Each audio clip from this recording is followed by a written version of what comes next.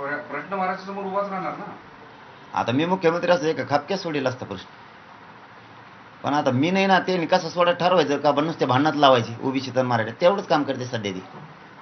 सत्तेच्या पदावर बसतेत, गाड्या घेऊन जा म्हणून फोन करून सांगतेत, तिथं आरडाओरडा करा म्हणून सांगतेत, आम्ही शांतता राहावी म्हणून प्रयत्न करतो, ते चिघळण कसं याचा प्रयत्न करतात, आणि स्वतःला मंत्री म्हणून घेतात, स्वतःला पालकमंत्री म्हणून घेतात.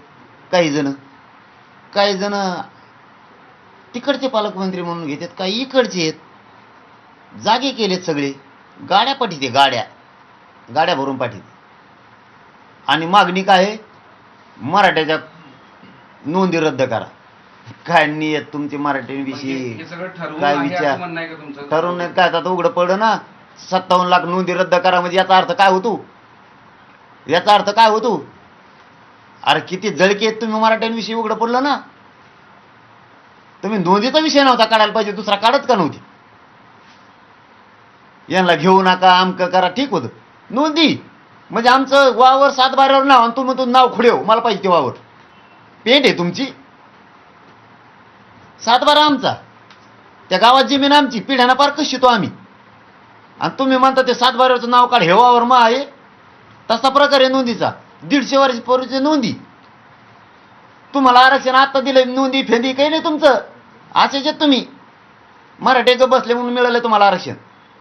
मराठ्याची ओरिजिनल नोंदी 150 वर्षापूर्वीच्या, आणि तुम्ही म्हणता देऊ नका. म्हणजे खास ओरिजिनल ओबीसी आरक्षणात हे आलेत आमच्या, आम्ही त्यांचे गेलो काय बचित? अरे ओबीसी आरक्षण बचाव, ओबीसी आरक्षण बचाव, काय बचितो? आमचं आरक्षण आहे 150 वर्षापूर्वीचं, त्याच्यात तू आला आणि तू आम्हाला सांगतो आरक्षण बचाव. आम्ही म्हणायला पाहिजे आमचं आरक्षण बचाव. 150 वर्षापूर्वीचं आमचं तुम्हाला आत्ता दिले त्या मंडल कमिशननं, आणि एक शासन निर्णयावर 1967ला एक दिले, सोयीनुसार दिले शासन निर्णयावर. शासन निर्णयावर असतं का ओबीसी आरक्षण? आणि मंडल कमिशनने किती दिलं रे? 14%. आणि गप तेवढं घ्यायचं. मुख्यमंत्र्यांना, गृहमंत्र्याला सांगतो 14% मंडल कमिशन आरक्षण दिलेलं आहे. बाकीचं बोगस आरक्षण सगळं काढून टाका, ते काढून टाका पुरं. जे 14% दिलं तेवढंच पाहिजे आम्हाला नियमात, नाही तर होऊन द्या काय व्हायचं ते. पागल समजता का रे आम्हाला? परत मला जातीवादी म्हणता. मी काय वाईट करतो? माझ्या लेकराचं कल्याण व्हायला लागलं, मराठ्याचं मागणी करतोय, मला जातीवादी म्हणता? तुम्ही इतक्या दिवस आरक्षण बोगस खाल्ला, मी म्हणलो तुमचं आरक्षण काढून टाका. आणि ज्या जातीला आरक्षण नव्हतं ते कुणाचं घेतलंय माहिती ना आम्हाला. याचं घे थोडं, त्याचं घे थोडं, त्याचं घे, वाचका तोडून स्वतःची जात सुधारली, ज्या जातीचं घेतलं त्या जातीला पायाखाली दाबलं. पागल समजता का आम्हाला?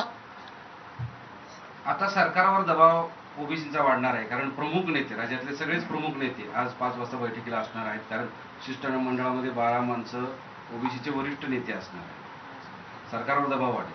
सेकंड, तुम्ही इकडून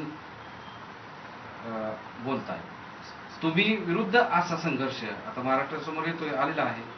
त्या ओबीसीचे नेते, तुमचं म्हणणं सगळे एकत्र आले, दबाव त्यांनी वाढलाय आणि वाढलाय सुद्धा, आणि आंदोलनात त्यांनी तो केलं. मी मागच म्हणलं होतं तुम्हाला, मी कधीच खोटं बोलत नाही, मला वरूनच माहिती. तत्कालीन धोरण, जरांगे आणि जरांगेचे सल्लागार हे नेहमी शरदचंद्रजी पवारांवर अटॅक करत आलेले आहेत, कायम त्यांना ते दोष देत आलेले आहेत. पण ज्यावेळी आपण बर्ड व्ह्यूनं, म्हणजे ज्यावेळी आपण महाराष्ट्र डोळ्यासमोर ठेवतो, त्यावेळी 50%च्या आतलं रिझर्वेशन असेल किंवा प्रत्येक माणसाला प्रतिनिधित्व देण्यासंदर्भातला विषय असेल, जे धोरण मंडल आयोगाला अटॅच या महाराष्ट्रात राबवलं गेलं म्हणण्यापेक्षा सुरू झालं, म्हणूनच महाराष्ट्राला पुरोगामी महाराष्ट्र म्हटलं जातं.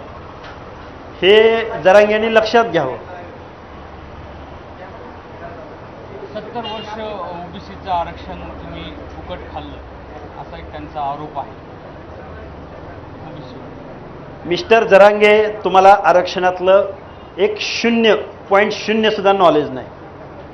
देशाला स्वातंत्र्य मिळून 78 वर्ष पूर्ण झाली, पण मंडल आयोग इम्प्लिमेंट होऊन 27-28 वर्ष झालेत, आणि 70%चा जावई शोध जरांगे काढला कुणी? म्हणून मी कायम सांगतोय, जरांगे तुमची लायकी नाही माझ्यासमोर बोलायची, तुमच्या सल्लागारांना माझ्यासमोर बोला. कारण मंडल आयोग इम्प्लिमेंट 93-94ला झालाय. आणि 70 वर्ष आणली कुठून? अरे याला शिक्षण द्या पहिलं, याला पॉलिसी शिकवा अगोदर. माझी चिडचिड होते, मला मान्य आहे, मी थोडंसं एकेरी बोलतोय.